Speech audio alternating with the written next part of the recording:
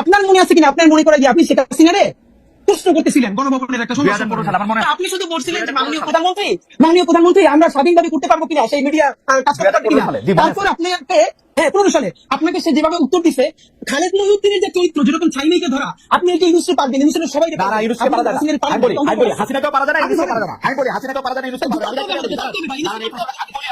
বলি প্রধানমন্ত্রী সংবাদ সম্মেলনে এই প্রশ্ন আমি ওইবারই প্রথমবার করি নাই, টিভি অনেকবার গেছে, তারও আগে আমি করছি। কিন্তু প্রধানমন্ত্রী প্রশ্নটা করার পরে প্রধানমন্ত্রী যেভাবে আমাকে উত্তর দিচ্ছে সেই সময়কার প্রধানমন্ত্রী, তারপর থেকে আমার কোনো সম্পূর্ণ প্রশ্ন করার উত্তর জায়গা ছিল না।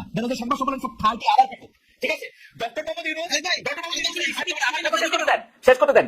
এই সেপ্টেম্বরে কিন্তু উনি এখানে আসছে জাতিসংঘের মধ্যে নিয়ে, উনি সবাই দাও দিচ্ছে আমার ছাড়া। কিন্তু তাই মজার ব্যাপার বলি, এইটা আপনার অবশ্যই পাবলিক, আজকে আপনি বললেন আমরা জানলাম, আমাদেরকে সরকারের তরফ থেকে এক জায়গা থেকে আমরা প্রশ্ন করছি খালেদ মহিউদ্দিনের মতো ক্যারেক্টার কেন বাংলাদেশে জুলাই গণঅভ্যুত্থানের পরে তাকে কাজে লাগানো হইলো না। আমাদেরকে বলা হয়েছে খালেদ মহিউদ্দিন ভাইকে দুইবার সরকার থেকে, একবার বিটিভির দায়িত্ব নিয়ে আর একটা বড় পদে বসে, প্লিজ আপনি এই রাষ্ট্রকে গড়ে তুলতে সাহায্য করেন। খালেদ মহিউদ্দিন ভাই রেসপন্স আমি কোন সেক্রেটারিয়াল জব মিনিস্ট্রিয়াল জব করব না, তো আমি করবো না। আমি বিটিভির দায়িত্ব নিতে অফার করেছিলাম, বলি বিটিভির দায়িত্ব নিতে আমাকে অফার করা হয়েছিল, আমি শর্ত দিছিলাম বিটিভির প্রোভাইডার ঠিক করেন, আমি তথ্য উপদেষ্টা বা তথ্যমন্ত্রীকে আমি এটা রিপোর্ট করবো না। তারা এটা রাজি হয় নাই, তারা বলছে আপনি আইসা আস্তে আস্তে করেন। আমি আস্তে আস্তে করার মধ্যে আমি নাই।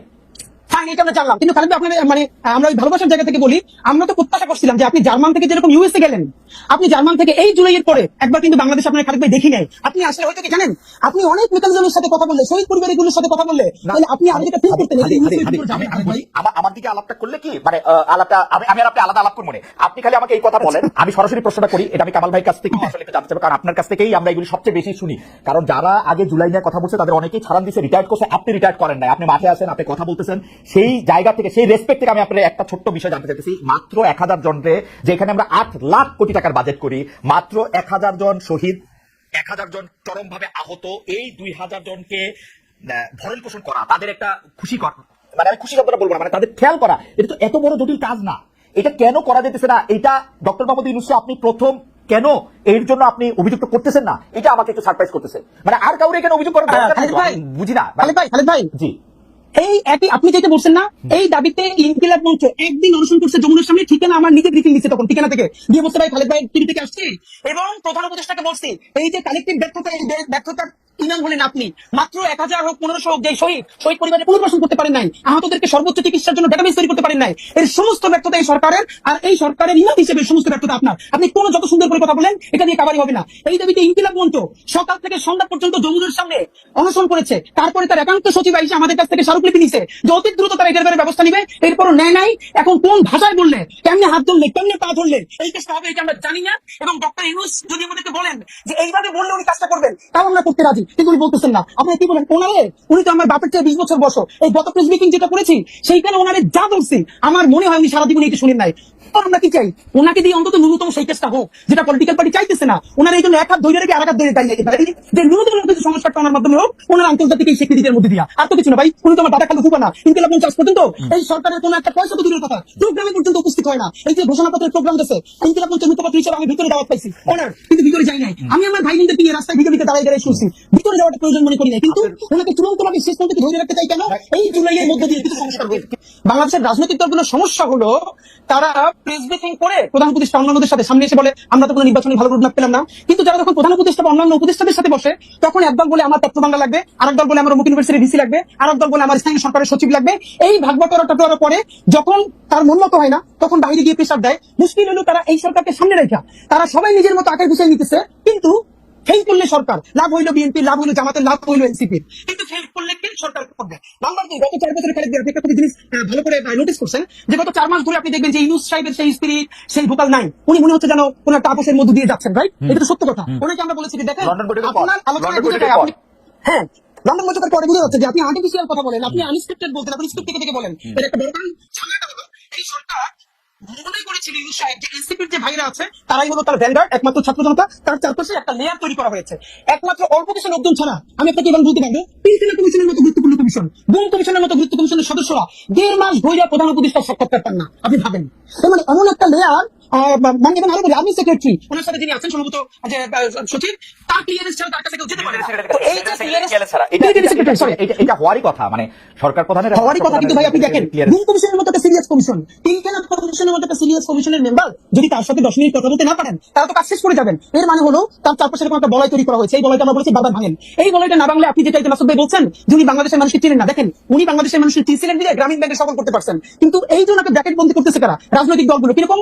এই রাজনৈতিক দলগুলো সমস্ত সুবিধা এই সরকারের কাছ থেকে নিবে, কিন্তু এই সরকারের কোনো দায় নিবে না। তারা সবাই মিলা সাদা পাথরের পাথরগুলো খাইয়ে ফেলবে, সেখানে বিএনপি জামাত ইসলামী সবাই ঐক্যবদ্ধ, কিন্তু দোষ হবে কার? এই সরকার পারে নাই। কিন্তু দেখেন যখন বন পরিবেশ উপদেষ্টারে যারা ঘেরাও দিচ্ছে সেখানে বিএনপি আছে, সেখানে জামাত ইসলাম আছে, সবাই মিলে আমরা এক, আমরা একসাথে আজকে মজার ব্যাপার বলি ভাই, এই পত্রিকা নিউজ করছে যে রাজনৈতিক ঐক্যমত্যে সাদা পাথর লুটপাটের ক্ষেত্রে বাংলাদেশের সব রাজনৈতিক দল বিরাট এনসিপি ছিল হাদি এনসিপি তো বিরাট দল, এনসিপি তো করে না জামাত বিএনপি জাতীয় পার্টি মিলা, জামাত বিএনপি জাতীয় পার্টি মিলা করছে। আওয়ামী লীগ এই লুটপাটটা করতে গেছে। এখন আমাদের যেটা মুশকিল, আমরা ভাই নির্বাচনের আগে থেকে একটু চাইতেছি, আমরা বলছি এই নির্বাচন ফেব্রুয়ারিতেও লাগে না, এই নির্বাচন চাইলে ডিসেম্বরে করা সম্ভব। দুটো কথা প্লিজ। এক নম্বরে হলো এই বিচার তো লম্বা সময় ধরে চলবে, কিন্তু অ্যাটলিস্ট যারা একদম নির্দেশদাতা আপনি তাদের কিছু বিচারের অন্তত আমাদেরকে দেখাই যান যে সব সরকার বিচারিক ধরেন আমি সর্বশেষ দেখি যে সর্বশেষ প্রধানমন্ত্রী সহ আরো কয়েকজনের বিরুদ্ধে বিচার প্রক্রিয়া সাক্ষ্য গ্রহণ শুরু হয়েছে, এটাকে আর কিভাবে এক্সপেক্ট করা যায়? আপনার কাছে কি মনে হয়? হ্যাঁ ভাই, এটা দেখেন এই যে ট্রাইব্যুনাল 2 এইটা গঠন হয়েছে কিছুদিন আগে, অথচ আমরা এই সরকার গঠন হওয়ার সাথে সাথে বলছি ট্রাইব্যুনাল 2 কেন? হাদি, আপনি একজন শিক্ষক মানুষ, আপনি এটা বলেন মামলাটা তো রেডি হইতে সময় লাগে, এইটা একটা এত বড় মামলা রেডি করেন, পরে সরকার আসলে অন্য কেউ আসলে অন্য কারো বাজে ইন্টেনশন থাকলে এটা তো টিকবে না, মামলাটা তো রেডি করতে হবে। ভাই আপনি একটু আন্তর্জাতিক অপরাধ ট্রাইব্যুনালে যারা কাজ করতেছে তাদেরকে একটু কাইন্ডলি দায়িত্বের কথা বলেন যে এই মামলা যেন খুবই ভালো ডকুমেন্টেড করে দ্রুত করা যায়, এই জন্য তাদের এক্সট্রা কি ইনিশিয়েটিভ ছিল আমি আপনাদের বলি, দায়িত্ব নিয়ে আপনি ফ্যাক্ট চেক করেন। এই যে আইসিটি করা হয়েছে তাদের সাথে পুলিশ দেওয়া হয়েছে না, সব থেকে দুর্বলতম পুলিশ যার কান্দা থেকে বন্দুক ফিরে পড়লে আমাদেরকে বলতেছে সেখানকার সদস্যরা এমনও হয়েছে যে অপরাধী ধরতে গেছে পুলিশ দৌড়িয়ে পারে না, তো এই যে আন্তর্জাতিক অপরাধ ট্রাইব্যুনালের যে টিম তারা দৌড়ে আসামি ধরতেছে কিরে ভাই। মানে আমি আমাদের অনেকে আপনাকে এই প্রশ্ন করেছেন, আমাদের গবেষক দল আপনাকে প্রশ্ন করেছেন যে 5 আগস্ট জুলাই ঘোষণা ডক্টর জুলাই ঘোষণাপত্র পাওয়ার পরে এনসিপি বা বাংলাদেশ গণতান্ত্রিক ছাত্র সংসদ এবং এমনকি আপনাদের মধ্যে এক ধরনের মনোমালিন্য, ঘরের মধ্যে মশারি কেউ কেউ বলতেছেন, দলের মধ্যে দল, আপনারা আলাদা হচ্ছেন নাকি আপনারা এক হচ্ছে, সেরকম অনেক কথা বলছেন, আপনি ব্যাপারটা আসলে কিভাবে দেখেন? প্রশ্নের মধ্যে আরো প্রশ্ন করেছেন, আপনাকে দর্শকরা এই প্রশ্নটা করেছেন যে আপনি এনসিপিতে যান নাই কেন? আপনি নাগরিক কমিটিতে থাকলেন, এনসিপি যখন হলো তখন আপনি গেলেন না কেন? আচ্ছা, এটা আমি বলতেছি, এটা আমি ফেসবুকে অনেক আগে ক্লিয়ার করছি, তারপর আমি আপনাকে একটু বলি। যেহেতু প্রশ্নটা আসলে আমি ভাবছি আপনি যদি প্রশ্নটা করবেন, আমি একটু আপনার মাধ্যমে মাসুদ ভাইকে একটু কাইন্ডলি প্রশ্ন করে রাখতে চাই। আমি পুরোটা দেখি নাই, বাট যেহেতু ইউটিউবে প্রচুর ছড়াচ্ছে থাম্বনেল দেখে দেখেছি যে মাসুদ ভাই বলেছেন যে আসলে আওয়ামী লীগ ছাড়া এই নির্বাচন ইনক্লুসিভ হবে না। নাম্বার 2 হলো এইখানে ভাই কয়েকটা ব্যাপার, যে মুচলেকা দেওয়ার যে কথাটা বললেন না মাসুদ কামাল ভাই, যে ওরা কেন মুচলেকা দিল, একটা ব্যাপার হলো দেখেন এই গণ অভ্যুত্থানের পরে আমাদের সাথে যারা উপদেষ্টা হয়েছে বিভিন্ন আন্দোলন করছে এদের ব্যাপারে যখন যেটা দেখেছি আমরা সমালোচনা করেছি, কিন্তু একটা ব্যাপার দেখেন খালেদ ভাই, আমি আমার আজকে আপনারা যত বিপ্লবী মুভি দেখেন যাই দেখেন, আমি নাহিদের হাজারটা সমালোচনা করছি, নাহিদের করছি, অন্যদের করতেই থাকবো, কিন্তু এরপর আমি যেটুকু অ্যাড্রেস করবো যদি ফ্যাসিবাদের পতন না হইতো তাইলে যদি প্রথম কারো ফাঁসি হইতো সেই ফাঁসিটা নাহিদের হইতো, আমার ওয়াকা সাহেবের হইতো, ওয়াকা সাহেবের হইতো, হয়তো হইতো, সেটা কি ওয়াকা সাহেবের আগে হইতো না নাহিদ সাহেবের আগে হইতো, এটা আমার ডাউট আছে, কারণ আমার কাছে মনে হয় শেখ হাসিনার পুরা দায়টা ওয়াকা সাহেবের দেয়। উনি মনে করেন নাহিদ সাহেবের কোনো বিপ্লবী, উনি মনে করে ওয়াকা সাহেব বেইমান করছে, আপনি বয়ানটা দেখেন কিন্তু। আচ্ছা ওকে, সেটা যেটাই হোক, কিন্তু সিভিলিয়ানদের মধ্যে, কারণ নাহিদ যেদিন 3 দফা মানে 1 দফা ঘোষণা করেছে সেদিন কিন্তু তার মৃত্যুর পরোয়ানা যায় মানে সে স্বাক্ষর করেছে। এখন এখানে ব্যাপার মুসলিমকে দেওয়ার ব্যাপারটা মাসুদ ভাই কেন রিলেট করতে পারবে না আমি আপনাকে বলি। এর কারণ হলো মাসুদ ভাই এর উত্তর একটু আগে বলছে, আপনাকে বললো না যে ওনাকে আওয়ামী লীগের সময়ও ডিজিএফআই থেকে 2-3 বার চা খাইতে ডাকছে, তিনি জানেন না, কিন্তু কিছু হয় নাই। এর মানে হলো ডিজিএফআই আসলে কত খারাপ না, আমরা যারা খারাপ মানুষ ছিলাম এদেরকে ডিজিএফআই আনাগর দিয়ে হেদায়েত করে ফেলছে, কিন্তু মাসুদ ভাই ভাবেন ডিজিএফআই চা খাইতে ডাকতেছে আর মাসুদ ভাই যাইতেছে না, তাও ডিজিএফআই কিছু বলতেছে না। নুরুল কবির ভাই, আমি আমার অনুষ্ঠানে অন্য কোনো কথা যেটা আমি দায়িত্ব নিয়ে করছি, নুরুল কবির ভাই আমার অনুষ্ঠানে গিয়া ডিজিএফআই রে শেখ হাসিনা রে মানে ইন্ডিপেন্ডেন্ট টেলিভিশন অনুষ্ঠানে এমন কথা বলছে যেগুলো আমি এখন মুখ দেখতে পারবো না। ওই কথা বলার সময় আলাদা অবস্থা ছিল, যেটার জন্য কামাল ভাই শুধু মনে করাই যে উনি নাহিদের শরীরের দাগ দেখছেন কিনা, ওনার সন্তান যদি হয়তো হইতো বা ভাই সারা শরীরের কি অবস্থা, কোনো মানুষ সুস্থ থাকতে পারবে? নাহিদের হাজারটা সমালোচনা আমি করি, কিন্তু ভাই নাহিদের শরীরের দাগ কি দেখা যায়?